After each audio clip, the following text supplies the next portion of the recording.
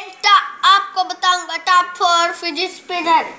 अगर आपने हमारे YouTube चैनल को सब्सक्राइब नहीं किया तो जल्दी से कर लें और ये घंटा बटन आता है इसे भी दबाएं। इससे होगा ये कि आपको हमारे आने वाले वीडियोस का पता लगेगा सबसे पहले।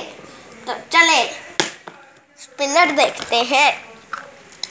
पहला स्पिनर है लाइटनिंग स्पिनर, काफी बढ़िया है, मेटल का है।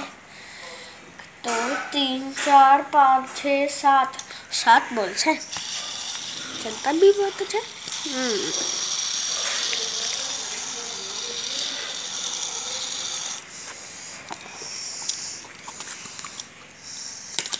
दूसरा स्पिनर है ये टायर वाला स्पिनर, देखते हैं ये कैसा है।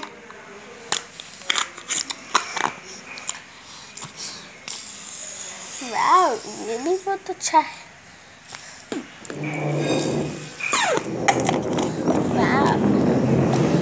आखिरी स्पिनर है, आखिरी अब स्पिनर रह गया है और वो है